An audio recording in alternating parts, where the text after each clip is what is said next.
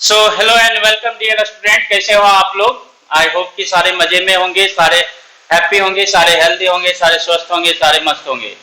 Okay, तो चलिए start करते हैं। हम ये नया चैप्टर स्टार्ट कर रहे हैं। पिछला टेस्ट का मैंने देखा आप लोगों के मार्क्स ठीक है, बट ज्यादा होने चाहिए, कम से कम यार 75% तो होने चाहिए यार, 75-80% तो होने ही चाहिए।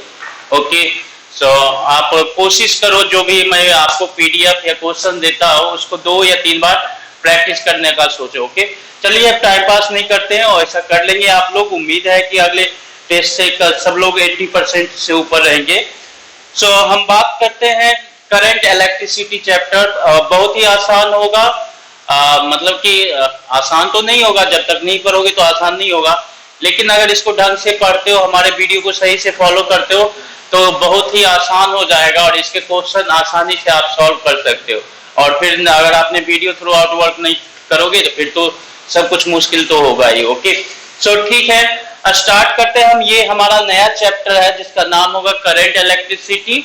और करंट इलेक्ट्रिसिटी में पढ़ेंगे हम लोग बेसिक से जनरल जो है, करंट क्या होता है, रेजिस्टेंस क्या होता है, एंड देन न्यू टर्म आएगा आपके लिए current density. Current and resistance तो आप 10th में भी पढ़ते होंगे ना। न्यू टर्म जो होगा करंट डेंसिटी मेंशन करेंगे, देन ड्रिफ्ट वेलोसिटी मेंशन करेंगे।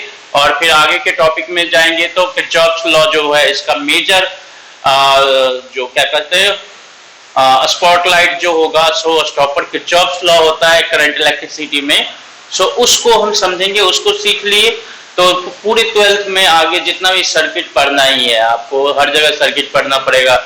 Inductive circuit, capacitive circuit, resistive circuit, तीनों का कॉम्बिनेशन वाला सर्किट भी। सो सर्किट बिल्कुल समझेंगे अच्छे से। अपना जो है सो स्टॉपर होगा इसमें, सर्किट होगा, सर्किट को सॉल्व कैसे करना है, जिसमें किरचॉफ्स लॉ का एप्लीकेशन कैसे होता है। ओके, सो पहले बेसिक हम स्टार्ट करेंगे, बहुत ही बेसिक से स्टार्ट करेंगे और उसके बाद हम आगे किरचॉफ्स लॉ पे आएंगे। ओके, ठीक है, तो हम बात करते हैं current electricity. Current electricity basically क्या करते हो ना, कि जो पूरा 12th का फर्स्ट पार्ट है वो पूरा का पूरा चार्ज से रिलेटेड है। ओके, चार्ज को ही पढ़ना पड़ता है। चार्ज स्टेशनरी होता है, इलेक्ट्रोस्टैटिक्स बोला जाता है। अब जो चार्ज मूव करना स्टार्ट करता है तो वो कुछ और भी प्रोड्यूस करता है। ओके, जब चार्ज स्टेशनरी होता है तो वो सिर्फ इलेक्ट्रिक फील्ड प्रोड्यूस करता है, इलेक्ट्रिक पोटेंशियल। इलेक्ट्रोस्टैटिक्स में चार्ज जो होता है आपका क्या होता है, स्टेशनरी होता है और वेलोसिटी भी जीरो और इसका एक्सेलरेशन भी जीरो। तो ये सिर्फ इलेक्ट्रिक फील्ड और इलेक्ट्रिक पोटेंशियल इसमें पढ़ा जाता है। लेकिन अब जब ये चार्ज मूव करने लगेगा, velocity is non zero, then charge अगर मूव करने लगा तो इस केस में ये क्या होगा, अगर मान लो कि एक्सेलरेशन विदाउट एक्सेलरेशन के साथ मूव किया तो ये जो है इलेक्ट्रिक फील्ड के अलावा मैग्नेटिक फील्ड अलग तरह का फील्ड होता है, मैग्नेटिक फील्ड भी प्रोड्यूस करता है। ओके, सो करंट इलेक्ट्रिसिटी में हम बात करेंगे तो हर जगह जो होगा जनरल किसकी बात होगी, मूविंग चार्ज का, moving charge with constant velocity. Okay, so इसको याद रखेंगे। इलेक्ट्रोस्टैटिक्स में पढ़ा तो हमने क्या पढ़ा, जनरली स्टेशनरी चार्ज के रिगार्डिंग उसका क्या क्या होगा, फील्ड का कितना होगा, पोटेंशियल क्या होगा, डिफरेंट कॉन्फ़िगरेशन के लिए फील्ड क्या होगा, दो स्टेशनरी चार्ज है तो फोर्स कितना लगेगा। अभी जब हम बात करेंगे तो करंट की बात करेंगे। करंट कहने का मतलब क्या होता है, हमें मूविंग चार्ज के लिए पढ़ना है। ओके, आगे मैग्नेटिक इफेक्ट ऑफ करंट भी पढ़ेंगे, बट हम सबसे पहले करंट पढ़ते। ओके, तो current is something which is produced by moving charge और charge in motion. Okay, so current क्या होता है, जब चार्ज जो है मूव करता है तो किसी मान लो कि स्पेस से किसी रीजन से मूव करता है तो वहां पे करंट का कॉन्स्टिट्यूशन कर देता है। और करंट क्या होता है इससे हम सब अवेयर है। अभी जो है सब कुछ जितने भी चीजें हैं, mobile, laptop, TV, fan, bulb, vehicle, बहुत सारी मशीनें, सब कुछ क्या है करंट पे ऑपरेट होता है, इलेक्ट्रिसिटी पे ऑपरेट होता है। ओके, तो करंट के क्या होता है, क्या इसका एप्लीकेशन है, ये बताने की जरूरत नहीं है कि कहाँ कहाँ पे एप्लीकेशन होता है। आप लोग सब सराउंडिंग जो है अपने एनवायरनमेंट में देखते ही रहते हो कि कितना ब्रॉड एप्लीकेशन होता है करंट का। तो सबसे पहले करंट का डेफिनेशन की बात करेंगे। तो करंट का डेफिनेशन क्या होगा, क्या होगा, मूविंग चार्ज और चार्ज इन मोशन, सिंपली, बहुत ही सिंपल इसका डेफिनेशन लिखेंगे। मूविंग चार्ज और charge in motion constitutes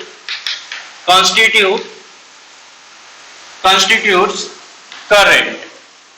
okay, simple सा, क्या कि जब चार्ज मोशन में होता है तो उसके साथ करंट फ्लो करता है। ओके, सो करंट जो है चार्ज अलग है, चार्ज का मोशन अलग है, और करंट जो है अलग फिजिकल क्वांटिटी है। अब बात यह है कि करंट क्या स्केलर क्वांटिटी है या वेक्टर क्वांटिटी है, कैसा क्वांटिटी है। तो बेसिकली करंट के पास डायरेक्शन है from high potential to low potential along in the conductor, मतलब कि जिस डायरेक्शन में कंडक्टर मूव करेगा उसमें ये फ्लो करेगा current, from higher potential to lower potential current flow करेगा। बट ये क्या है, इसका डायरेक्शन स्पेसिफाइड नहीं है। तो इसमें क्या होता है, करंट अगर ऑप्शन पे डिपेंड करता है कि अगर आपके ऑप्शन में स्केलर एंड वेक्टर दे रखा है और टेंसर नहीं है तो आप बोलोगे स्केलर। ओके, ऑप्शन में अगर टेंसर लिखा हुआ नहीं है तो आप बोलोगे स्केलर। बट ये क्या है, neither vector nor scalar, tensor quantity आ जाता है। ओके, ये क्या होता है, neither vector nor scalar, tensor quantity आ जाता है। अब लिखने को कहीं कहीं पे इसको स्केलर भी लिखा जाता है, और नहीं कुछ है ऑप्शन में अगर टेंसर रखा हुआ है तो एक्चुअल में ये जो है neither vector nor scalar. Okay, so in actual current is neither vector nor a scalar quantity। a scalar quantity, okay, याद रखेंगे, but it is called as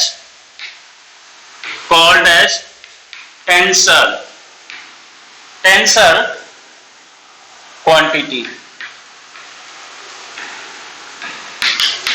तो बताया गया है आपको वेक्टर में भी, जैसे ह्यूमन में भी क्या होते हैं, मेन होगा, वुमेन होगा, और तीसरा क्या हो जाता है, ट्रांसजेंडर हो जाता है। ओके, सो वैसा ही समझो फिजिकल, सारे फिजिकल क्वांटिटी में तीन तरह के हो सकते हैं। एक तो याद आइदर क्या हो, वो स्केलर हो और वेक्टर हो, और कोई कोई quantity neither scalar nor vector होता है, जैसे ह्यूमन में होता है वैसा ही। ओके, सो ये क्या हो गया, टेंसर क्वांटिटी वैसा ही है, लाइक ट्रांसजेंडर बोल सकते हो। ओके, लेकिन अगर इसको गलत तरीके में नहीं रखेंगे, याद रखने के लिए बस रखेंगे। ओके, इसमें so in actual current is neither vector nor a scalar quantity, it is called as tensor quantity। okay, so इसको याद रखेंगे, टेंसर क्वांटिटी होता है। लेकिन अगर आपको ऑप्शन में टेंसर नहीं है, कहीं कहीं ऑप्शन देखते हैं बुक में, बहुत बार क्वेश्चन इस तरह से रहता है, उसमें टेंसर नहीं रहता है लिखा हुआ, तो इसको स्केलर क्वांटिटी मानेंगे, क्योंकि it is a scalar product of current density and area vector। okay, so sometimes it is defined as a scalar product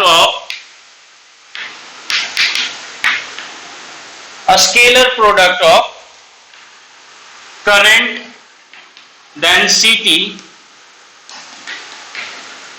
and area vector। So sometime it may be considered as a scalar quantity. Okay, a scalar quantity. अब current तो vector quantity नहीं है, तो उसको current का लेकिन direction होता है, सो उसके जो है डायरेक्शन के प्रॉपर्टी को यूज करने के लिए, डिस्क्राइब करने के लिए एक अलग टर्म जो है डिस्क्राइब किया गया, करंट डेंसिटी, जो कि हमें पढ़ना है अभी। तो जस्ट उसके बाद इसके बाद हम आएंगे करंट डेंसिटी पे। ओके, सो इसको याद रखेंगे। It is one of the 7 fundamental physical quantity. Current क्या है? 7 फंडामेंटल फिजिकल क्वांटिटी में से एक क्वांटिटी है और इसका ऐसा यूनिट होता है ampere. It is one of the 7 fundamental physical quantity.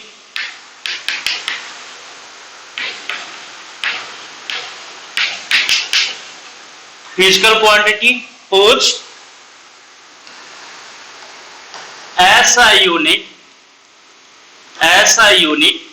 is ampere. Ampere अगर पूरा वर्ड लिखते हैं, किसी यूनिट का पूरा अगर नाम लिखते हैं, तो पहला लेटर भी स्मॉल ही होता है। ओके, ये याद रखेंगे। सिंबल में भी कैपिटल लेटर हो सकता है, पहला लेटर स्मॉल लेटर ही होगा, सिंबल लेकिन उसका कैपिटल लेटर हो सकता है। चलिए, तो ये करंट का डेफिनेशन, और ये समझ गए डेफिनेशन कौन सा है, स्केलर है, वेक्टर है। तो याद रखेंगे कि अगर टेंसर वहां पे लिखा हुआ है या फिर नीदर स्केलर नॉर वेक्टर, तो उसको टिक करेंगे। लेकिन अगर ऐसा कुछ नहीं लिखा हुआ है, वहां पे स्केलर वेक्टर ऐसा कुछ लिखा हुआ है या बोथ लिखा हुआ है, तो उस केस में स्केलर याद रखेंगे, स्केलर को टिक करना है। ओके, सो इसको याद रखोगे।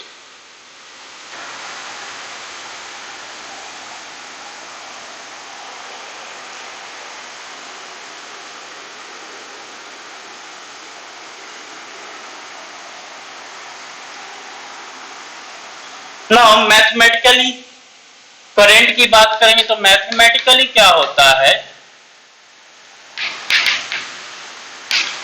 Current is defined as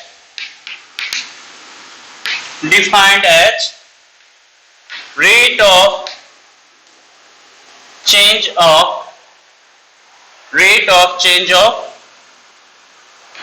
charge per unit, rate of change of charge with respect to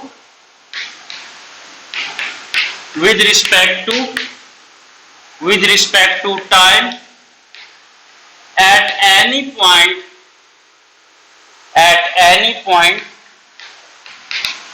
in the conductor.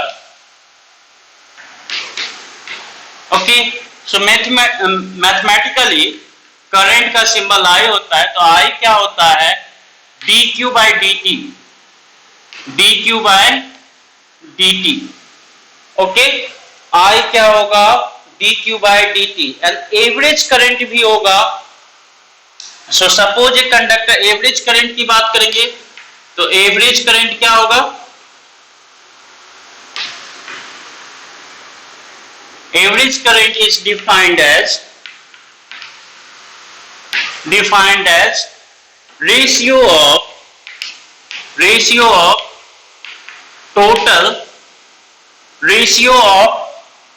total charge flown to total time interval.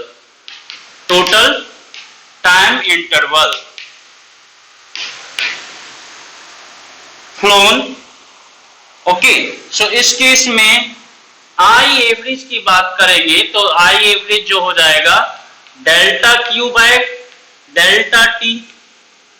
चलो, सब कुछ जानने से पहले इसमें बहुत कुछ जानना है अभी भी, तो उससे पहले ये दोनों में अंतर क्या है इसको हम समझ लेते हैं, क्वेश्चन कैसे पूछा जाएगा। Okay, so mathematically I equal to क्या होगा, d q by d t. Okay, और जनरली चार्ज कहने का मतलब पॉजिटिव चार्ज कंसीडर करते हैं। जनरली चार्ज कहने का मतलब क्या होता है, पॉजिटिव चार्ज कंसीडर करते हैं। ओके, सो ये याद रखेंगे। सो सपोज कि ये कोई आपका क्या है, कंडक्टर है। अब ये वाला हम क्रॉस सेक्शन कंसीडर करते हैं, तो अगर हम क्या करते हैं, मान लो कि ये पॉजिटिव चार्ज है, प्लस प्लस प्लस, ओके, और इधर है plus plus plus. Conductor without battery और वोल्टेज।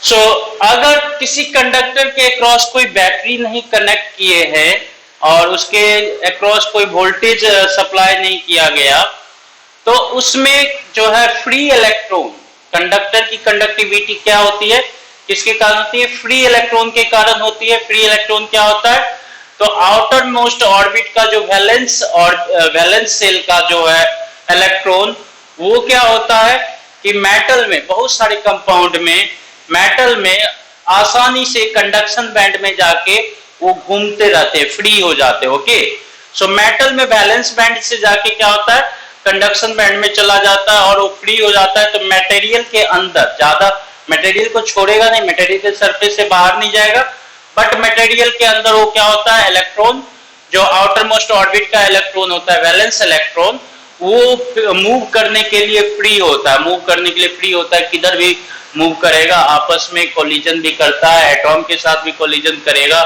वो ड्रिफ्ट करते रहता है, इधर उधर रैंडम मोशन में होता है। ओके, सो अगर उसके क्रॉस जो है उसके क्रॉस की बात करें, उसके किसी कंडक्टर के क्रॉस आपने बैटरी को कनेक्ट नहीं किया है, तो उसमें फ्री इलेक्ट्रॉन जो है नॉर्मली रूम टेम्परेचर पे मूव करता रहेगा रैंडम मोशन में। और किसी क्रॉस सेक्शन को आप कंसीडर करोगे, किसी भी क्रॉस सेक्शन को, तो जितने फ्री इलेक्ट्रॉन्स लेफ्ट साइड से राइट साइड को एंटर करते, उतने ही फ्री इलेक्ट्रॉन राइट साइड से लेफ्ट साइड को जाते हैं। ओके, सो इस केस में क्या होता है, नेट फ्लो ऑफ चार्ज इस केस में जीरो होता है। तो net flow of charge zero होने का मतलब करंट के किसी भी पॉइंट पे, किसी भी कंडक्टर के किसी भी क्रॉस सेक्शन पे देखेंगे तो करंट जो होगा जीरो होगा। ओके, नेट जो है चार्ज क्या है, किसी भी टाइम में जो है इनकमिंग आउटगोइंग चार्ज क्या होता है, सेम होता है। लेफ्ट से राइट जाने वाला और राइट से लेफ्ट जाने वाला लगभग क्या होता है, लगभग सेम ही होता है। तो इसके कारण क्या होता है, किसी भी क्रॉस सेक्शन पे अगर कंडक्टर के में बात करें, due to movement of charge अगर करंट होता है, तो रैंडम मोशन तो होता है, चार्ज के पास फ्री इलेक्ट्रॉन चार्ज होता है, सो उसके पास क्या है, मोशन भी है, रैंडमली मूव भी करते रहता है। लेकिन नेट चार्ज की बात करेंगे तो किसी भी क्रॉस सेक्शन पे नेट चार्ज, किसी भी पॉइंट पे कंडक्टर में नेट चार्ज का फ्लो जीरो होता है, क्योंकि जितने जो है जितने फ्री इलेक्ट्रॉन जो है इधर से इधर जाएंगे, उतने ही फ्री इलेक्ट्रॉन इधर से इधर आ जाएंगे। ओके, सो यहाँ पे हमने पॉजिटिव चार्ज को बताया, फ्री इलेक्ट्रॉन को नहीं बताया। पॉजिटिव चार्ज का मोशन करने का मतलब फ्री इलेक्ट्रॉन अपोजिट डायरेक्शन में जा रहा है, इसको इधर रिप्रेजेंट करने का मतलब इलेक्ट्रॉन इधर से इधर आ रहा है, और इसको इधर रिप्रेजेंट करने का मतलब इलेक्ट्रॉन इधर से इधर जा रहा है। Okay, so net flow of charge क्या होता है, जीरो होता है एट एनी क्रॉस सेक्शन। इसीलिए करंट जो होगा कंडक्टर में जीरो होगा अगर उसके क्रॉस कोई बैटरी नहीं है, उसको कोई पोटेंशियल डिफरेंस सप्लाई नहीं किया गया है, तो उस केस में क्या होगा, जीरो होगा। बट अगर क्या होता है इस केस में, देखो पोटेंशियल की बात करेंगे तो इसके अंदर इनसाइड कंडक्टर जो होगा, इनसाइड कंडक्टर इसमें देखेंगे तो इनसाइड कंडक्टर जो होगा करंट जीरो होगा और इलेक्ट्रिक फील्ड भी जीरो होगा। dV by dr की बात करेंगे, dV by dl potential gradient, potential gradient, तो ये हो गया आपका, ये भी जीरो हो गया। ओके, बट अगर किसी कंडक्टर को इसी कंडक्टर के अक्रॉस हमने क्या किया, एक पोटेंशियल डिफरेंस और वोल्टेज या बैटरी कनेक्ट कर दिया, इसको वोल्टेज सप्लाई कर दिया या इसके दोनों एंड को पोटेंशियल डिफरेंस क्रिएट कर दिया, तो इसके अंदर जो है dV by dl is not zero, it mean electric field is not zero और इससे करंट फ्लो कर रहा है, करंट इससे क्या हो रहा है, फ्लो कर रहा है। ओके, सो अगर करंट कैरिंग कंडक्टर है, करंट कैरिंग कंडक्टर है तो उसके मटेरियल के अंदर इलेक्ट्रिक फील्ड एग्जिस्ट करेगा। ये पॉइंट याद रखेंगे बच्चे। इलेक्ट्रोस्टेट में बताया था कि कंडक्टर के अंदर, कंडक्टर के मटेरियल के अंदर इलेक्ट्रिक फील्ड जीरो होता है, बट करंट इलेक्ट्रिसिटी में ये बात याद रखेंगे कि यहाँ पे इलेक्ट्रिक फील्ड नॉट जीरो होगा। जब किसी कंडक्टर में करंट फ्लो कर रहा है तो वहां पे इलेक्ट्रिक फील्ड उसके मटेरियल के अंदर होगा, तो उसके मटेरियल के अंदर पोटेंशियल ग्रेडियंट होगा और इसमें पोटेंशियल ग्रेडियंट की बात करेंगे, मतलब पोटेंशियल ग्रेडियंट करने का मतलब वेरिएशन ऑफ पोटेंशियल। ओके, तो ये इक्विपोटेंशियल है। इलेक्ट्रोस्टेट में बात करेंगे तो इक्विपोटेंशियल होता है बॉडी, लेकिन इसमें इक्विपोटेंशियल नहीं होता है पॉइंट। जैसे जैसे चेंज करेंगे पोजीशन तो पोटेंशियल क्या होगा, चेंज करेगा। अगर ये इस तरह से कनेक्शन है तो इधर लेफ्ट से राइट जाएंगे तो पोटेंशियल डिक्रीज करेगा, लेफ्ट से राइट जाएंगे तो पोटेंशियल क्या होगा, इसमें डिक्रीज करेगा। तो कंडक्टर विद बैटरी की बात करेंगे तो कंडक्टर विद वोल्टेज और बैटरी, वोल्टेज और बैटरी कह सकते हो। इस केस में इसमें करंट है और इसमें क्या है, electric field inside the material exist करता है और इसका मतलब पोटेंशियल ग्रेडियंट भी इसके अंदर एग्जिस्ट करता है। ये टेक्निकल पॉइंट याद रखोगे। इलेक्ट्रोस्टेट में कंडक्टर में क्या है, electric field zero, potential gradient zero, current zero.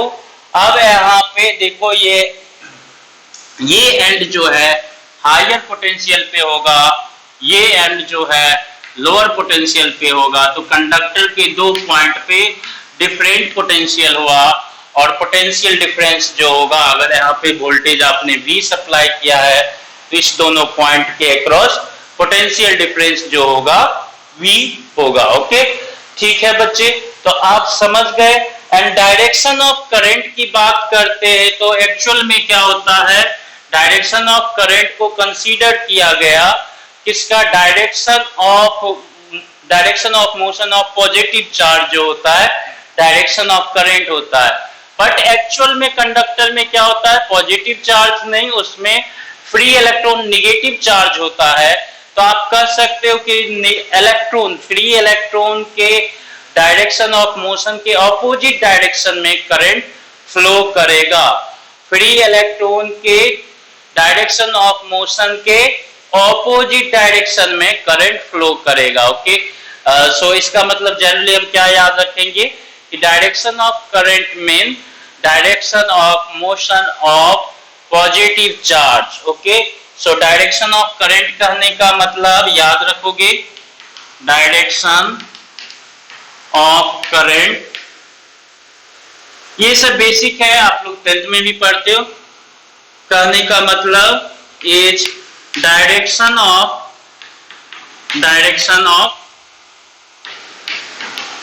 Motion of positive charge और ऑपोजिट डायरेक्शन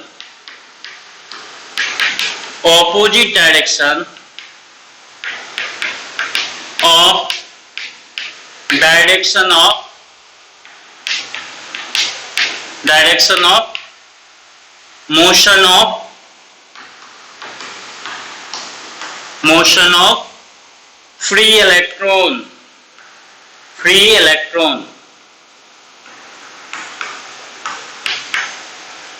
सो ये बेसिक चीजें आपने ये पढ़ा होगा, मे भी भूल गए होंगे बहुत सारे बच्चे, तो उनको रिकैप हो गया होगा। ओके, सो करंट की बात करेंगे तो करंट के लिए क्या होना चाहिए, कंडक्टर के क्रॉस पोटेंशियल डिफरेंस होना चाहिए, तभी करंट फ्लो करेगा। और करंट कैरिंग कंडक्टर के अंदर इलेक्ट्रिक फील्ड एग्जिस्ट करता है, ये बात याद रखेंगे। E should not be equal to zero, याद रखेंगे, इलेक्ट्रिक फील्ड को जीरो नहीं होना चाहिए।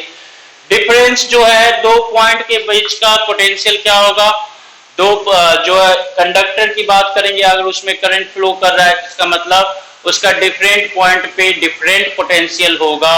इसका मतलब वेरिएशन ऑफ पोटेंशियल जो है विद इन कंडक्टर एग्जिस्ट कर रहा है, या potential gradient dV by dr और dV by dl एग्जिस्ट कर रहा है। ओके, सो ये बातें याद रखेंगे, छोटी छोटी बातें हैं बट इंपॉर्टेंट और जरूरी बातें हैं।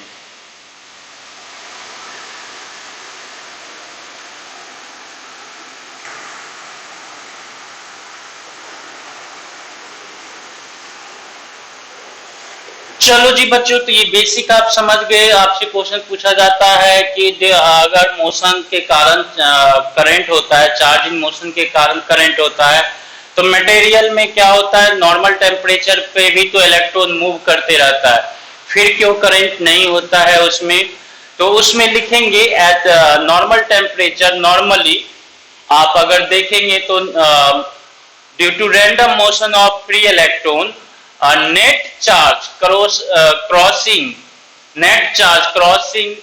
any cross section of conductor from left to right and from right to left is zero.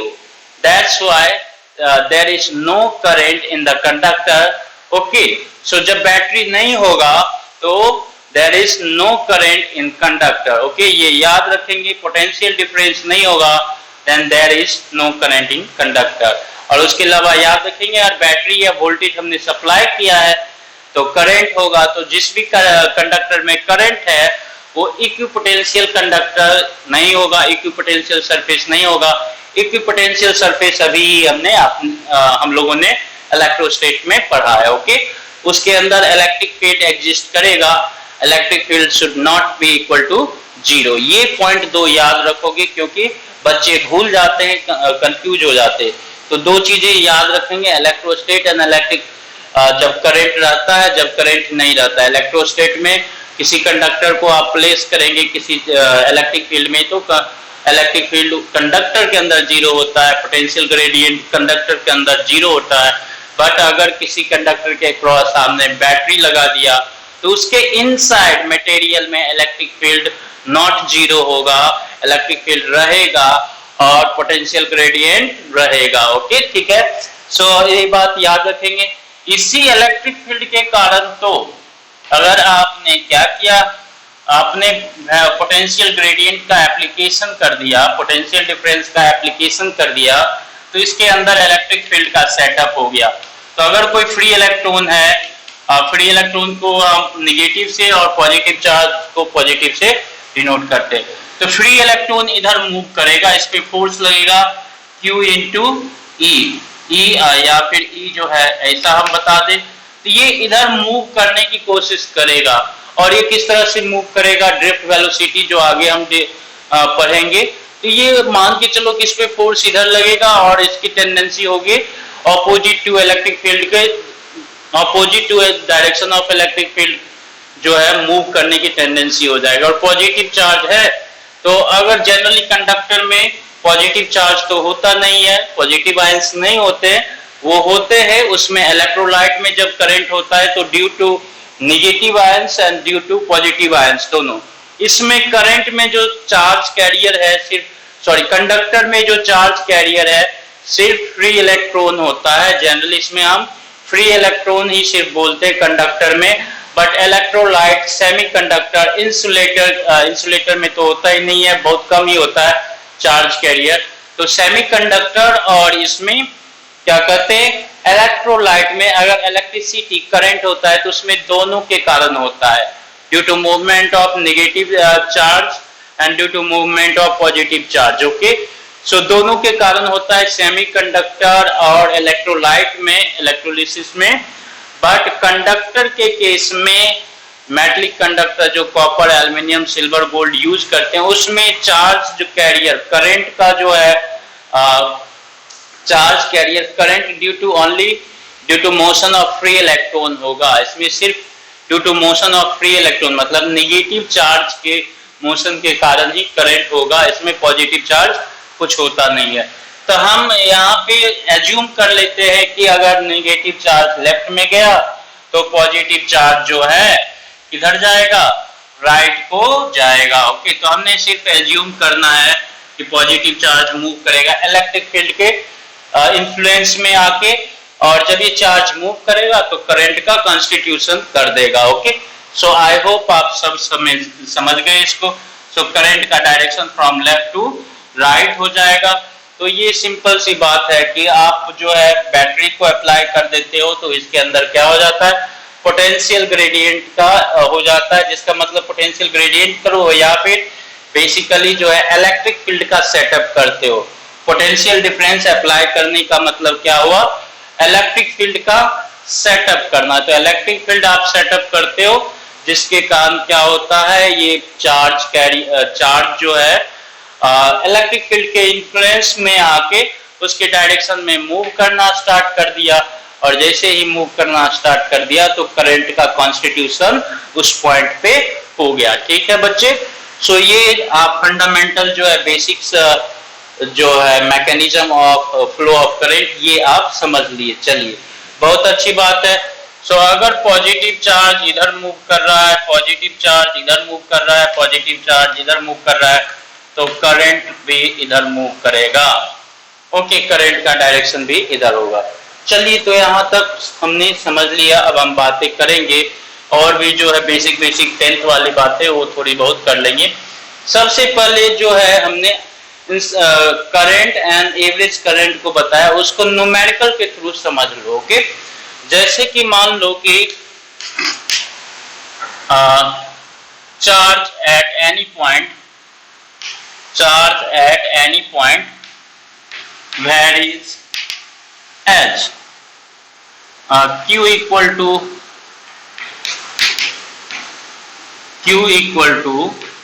3t square plus 2t plus 7 coulomb या कुछ भी मान लेते हैं। ठीक है जी, कूलम्ब। ओके, सो आपसे पूछा जाएगा कि current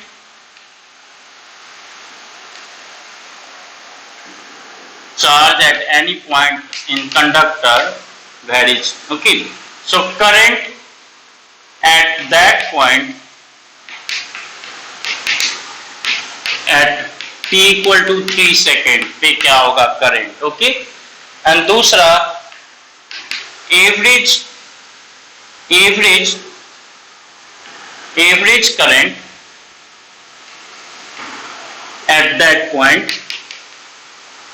at that point between the time duration of t equal to 0 second to t equal to 3 second। Okay, चलो, सो ये क्या होगा बताइए। तो इस केस में देखो तो सॉल्यूशन सिंपल सा जानते हो, सिंपली करंट मतलब करने का मतलब इंस्टेंटेनियस करंट। यहाँ पे just at a moment of 3 second t equal to 3 second पे करंट पूछ रहा है, तो ये होता है इंस्टेंटेनियस करंट। तो इंस्टेंटेनियस करंट को डिफाइन करते हैं हम लोग, I जो होता है dq by dt। ओके, याद रखेंगे। तो सिंपली करंट करने का मतलब rate of flow of charge, और इंस्टेंटेनियस करंट। ओके, करंट और इंस्टेंटेनियस करंट सेम है और rate of flow of charge हो जाता है। तो इसको देखो, Q अगर 3t² प्लस 2t प्लस 7 है तो dq बाई dt करेंगे तो ये हो जाएगा 6t प्लस 2, 6t प्लस 2 हो जाएगा। ओके, सो ये हो गया I at t equal to 3 second की बात करेंगे और ये हो जाएगा coulomb, dq by dt coulomb पर सेकेंड, या फिर आप इसको यूनिट में नहीं कुछ है तो स्टैंडर्ड यूनिट रखेंगे 60 प्लस 2 एम्पियर। तो अगर t इक्वल टू 3 सेकेंड पे करंट पूछ रहा है तो अब इस एक्सप्रेशन में 6 इंटू 3 प्लस 2 इस तरह से हम करेंगे तो 18 plus 2 that is 20 ampere t equal to 3 second पे करंट जो होगा किसी पॉइंट पे जहां पे चार्ज का ये एक्सप्रेशन है टाइम के फंक्शन के फॉर्म में, तो ये क्या हो जाएगा, करंट जो होगा t इक्वल टू 3 सेकेंड पे 20 एम्पियर, 20 एम्पियर। ओके, और अब एवरेज करंट की बात किया है तो एवरेज करंट की बात करेंगे तो इसको हम मिटा देते हैं बच्चे, हमें थोड़ा टाइम स्पेस चाहिए। So t equal to 0 to t equal to 3 second के लिए एवरेज करंट। ओके, सो बहुत सारा क्वांटिटी होगा बच्चे, एक्सप्रेशन एवरेज जब काउंट करते हैं जो है फंक्शन टाइम के फंक्शन के फॉर्म में होता है और एवरेज आप काउंट करते हो तो इस तरह से करोगे। ओके, तो एवरेज आई एवरेज की बात करेंगे तो ये आई एवरेज क्या हो जाएगा, total charge delta q by delta T, delta q by delta T. और डेल्टा क्यू क्या होता है, डेल्टा क्यू क्या हो जाएगा, Q D T, integral of Q D T, और ये क्या होता है डेल्टा टी डी टी हो जाएगा। बहुत सारा एक्सप्रेशन आप देखेंगे ऐसा होता है। ओके, पोजीशन जो है आपको दे रखा है या वेलोसिटी दे रखा है, आपसे एवरेज वेलोसिटी पूछ रहा है। सो इस केस में देखो यहाँ पे अगर हम बात करेंगे तो टोटल चार्ज जो फ्लो किया है ये क्या होगा, क्यू डी सॉरी इसकी बात करें तो ये जो हो जाएगा क्यू डी टी करेंगे, नहीं I D T, I D t. Okay, so I D T करेंगे हम लोग और आई डी टी बाय अगर आप देखेंगे इसको तो इंटीग्रेशन ऑफ डी टी करेंगे। सो इसमें यहाँ ये क्यू दे रखा है ना, ये शायद कुछ क्वेश्चन में थोड़ा सा और चाहिए था, इसी क्वेश्चन के लिए हम ये एवरेज करंट वाला नहीं कैलकुलेट कर सकते, यहाँ पे मिस्टेक हुआ या फिर कर भी सकते हैं, इसमें क्या दिक्कत है जी। हम देखेंगे यहाँ पे तो नेट चार्ज जो फ्लो हुआ है आप ऐसे भी कर सकते हो, delta Q T equal to 0 से टी इक्वल टू 3 सेकेंड, तो Q T equal to 3 second minus Q T equal to 0 put करो divided by 3 minus 1। So Q equal to 3 second पे देखो 3 सेकेंड पे चार्ज कितना होगा, अगर हम बात करें तो 3 सेकेंड पे चार्ज कितना हो जाएगा बताओ तो 3 सेकेंड पे चार्ज जो हो जाएगा इसकी बात कर लें तो 3 सेकेंड पे कितना चार्ज होगा, t इक्वल टू 3 इसमें पुट कर दे तो 3 सेकेंड पे चार्ज मिल जाएगा आपको। तो ये हो गया आपका 3 into 3 square plus 2 into 3 plus 7 minus अगर इसकी बात करें क्यू टी इक्वल टू 0 पे तो 3 इंटू 0 प्लस 2 इंटू 0 प्लस 7। बाकी ये चलो ठीक है जी। सो इस केस में अगर देखें तो ये हो जाएगा आपका 3 माइनस 2, डेल्टा क्यू का वैल्यू ऊपर आएगा और डेल्टा टी का वैल्यू नीचे आएगा। सो इस केस में देखो तो डेल्टा क्यू हो गया आपका कितना 9 इंटू 3 27 प्लस 6, 27 प्लस 6, 27 प्लस 6 कितना होता है 33 एंड 33 प्लस 7 40 एंड माइनस 7 ये हो जाएगा डिवाइडेड बाय 3 1 क्यों करेंगे, 0 करेंगे यहाँ पे ना, T2 माइनस T1 होगा। सो ये हो गया आपका 3, that is 33/3, that is 11 ampere. 11 ampere answer आएगा। इसमें एक और क्वेश्चन होगा, जस्ट इसके बाद हम कर लेते हैं। सो यहाँ पे आई एवरेज की बात करेंगे तो delta q by delta t आना चाहिए। Q at t equal to 3 second कितना होगा आप कैलकुलेट कर सकते हो। यहाँ पे टी इक्वल टू 3 पुट कर दो। Q at t equal to 0 second क्या होगा आप कैलकुलेट कर सकते हो। यहाँ पे 0 पुट करके लिख दो, divided by T2 minus T1 होगा, तो T2 है 3 सेकेंड, T1 है 0 सेकेंड। आप इसको इस तरह से कैलकुलेट कर लोगे। ओके, सो आई एवरेज आया 11 ampere and instantaneous current at T equal to 3 second पे कुछ आया था। चलो ठीक है। अब एक क्वेश्चन ऐसा होगा,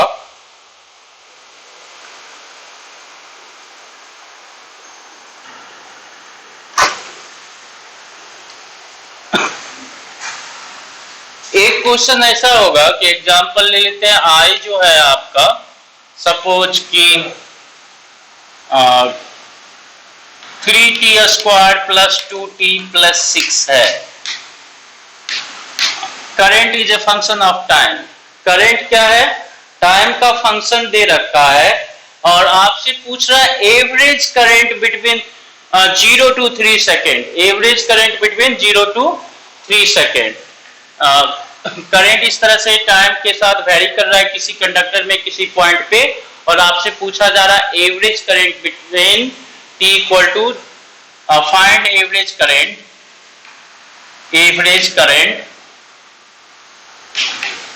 between t equal to 0 second to t equal to 3 second. Okay ठीक है।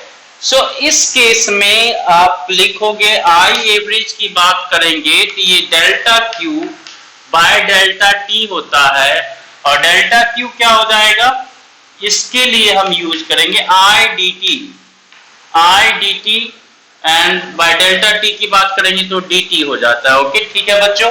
सो इसको याद रखोगे, ये वाला जो कि हम बाय मिस्टेक आपको पिछले क्वेश्चन में वहां पे लिख दिए थे। एक्चुअल में करंट का अगर वेरी टिपिकल क्वेश्चन शुरू में जो पूछा जाता है एवरेज करंट जो है टाइम के फंक्शन में दे देगा और टाइम इंटरवल आपको दे देगा और एवरेज करंट पूछेगा, तो ये फॉर्मूला हमें अप्लाई करना है। ओके ठीक है। सो इसमें देखो ये क्या है, सिंपल सा इंटीग्रेशन आप लोग सॉल्व कर लोगे, इसमें कोई अब बड़ी बात नहीं है, आप लोग खुद भी कर सकते हो। तो आई की बात करें तो 3t square plus 2t plus 6। Okay dt 0 to 3 second, ठीक है भाई। और ये dt की बात करें तो डेल्टा t हो जाएगा आपका dt। मान लो कि ये जो है अगर आप 0 to 3 करोगे तो इसका इंटीग्रेशन t ही होगा, 3 माइनस 0 3 आ जाएगा। अब इसको देखो तो 3t स्क्वायर है तो t स्क्वायर dt का इंटीग्रेशन क्या होगा, tq बाई 3, तो ये फाइनली आ जाएगा tq हो जाएगा। और इसकी बात करें 2t है तो t dt का इंटीग्रेशन क्या हो जाएगा, t स्क्वायर बाई 2, और ये 2 है तो ये t स्क्वायर हो जाएगा। ठीक है। और उसके अलावा ये क्या हो जाएगा, 6t हो जाएगा। आसान सा इंटीग्रेशन है, आप लोग कर सकते हो, इसमें कोई बड़ी बात नहीं है। 0 to 3 आप कर दो और इसको यहाँ पे dt का integration with in the limit of 0 to 3 करोगे तो ये 3 आएगा, कोई बड़ी बात नहीं है। अब इसमें वैल्यू पुट कर देते हैं, बस हो गया काम। इसमें वैल्यू पुट कर देते हैं तो क्या इसको लिखेंगे, तो ये देखिए 3 का क्यूब प्लस 3 का स्क्वायर प्लस 6 into 3, और इसमें ये लोअर लिमिट पुट करेंगे तो सब कुछ 0 ही हो जाएगा। 0 यहाँ पे पुट करोगे, 0 पुट करोगे, 0 पुट करोगे, सब 0 ही होगा। सीधा ये कर देते हैं, डिवाइडेड बाय 3 कर देते हैं। इसका वैल्यू क्या हो जाएगा, 27 प्लस 9 कितना होता है, 36। 36 प्लस 18 कितना होता है, 54। तो ये हो गया 54 divided by 3, that is 18 ampere. Okay. So इस केस में एवरेज करंट जो आएगा हमारा 18 एम्पियर आएगा। ठीक है बच्चे। सो देखते हैं, तो यहाँ बाद ये एक वेरी टिपिकल क्वेश्चन जो है डेफिनेशन ऑफ करंट से सबसे आसान, सबसे पहला क्वेश्चन पूछा जाएगा। थ्योरेटिकल तो आपको एक्सप्लेन कर ही दिए। सबसे आसान ये करंट जो है टाइम का फंक्शन बता के आपको एवरेज करंट पूछेगा। तो आई होप ऐसे क्वेश्चन को आप कर लोगे, और जो है रिमेनिंग पोर्शन हम नेक्स्ट वीडियो में डिस्कस करेंगे। ओके, तो ठीक है, तब तक के लिए आप उम्मीद करते हैं कि आप लोग हैप्पी रहिएगा, हेल्दी रहिएगा, स्वस्थ रहिए, मस्त रहिए। फिर मिलते हैं आपसे नेक्स्ट वीडियो में, तब तक के लिए विदा चाहते हैं। Thank you.